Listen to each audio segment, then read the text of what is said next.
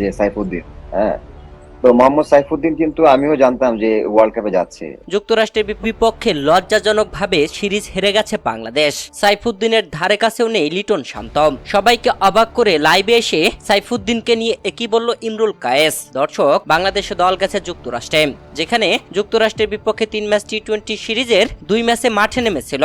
আর 2 ম্যাচেই লজ্জাজনক পরাজয় পেয়েছে বাংলাদেশ। 2 ম্যাচে জিতে যুক্তরাষ্ট্র সিরিজ জিতে নিয়েছে। এদিকে সাইফুদ্দিনের মধ্যে নিজের প্রতিচ্ছবি দেখতে পাচ্ছেন ইমরুল কায়েস। এবার সাইফুদ্দিনের হয়ে মুখ খুললেন ইমরুল। এভাবে আশা দেখিয়ে ছেলেটাকে ছুঁড়ে ফেলার কঠিন জবাব দিলেন তিনি।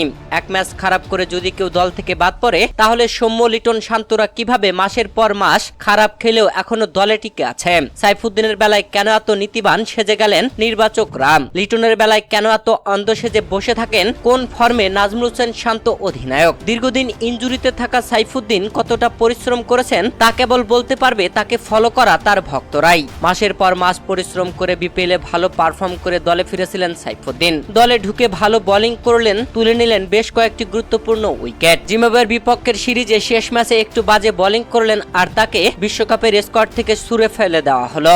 এইসব ব্যাপার নিয়ে এবার ক্ষোভ ঝেড়েছেন ইমরুল কায়েস। তিনি বলেছেন, একটি ম্যাচে সে ভালো করতে পারেনি। জিম্বাবুয়ের সিরিজে হয়তো একটা ম্যাচ খারাপ করেছে, এরপরে দেখলাম যে সে স্কোয়াডে নেই। এটা খুবই দুর্ভাগ্যজনক। একজন প্লেয়ার যদি একটা ম্যাচ খারাপ করে বাদ পড়ে যায়, বিপিএলে সে খুব সুন্দর পারফরমেন্স করেছে। আমার মনে হয় বাংলাদেশ টিমে ডেথ ওভারে যদি ভালো কোনো বোলার থাকে, সেটা মোহাম্মদ সাইফুদ্দিন। দর্শক, আপনিও কি ইমরুল কায়েসের সাথে একমত? জানাবেন ভিডিওর কমেন্ট বক্সে।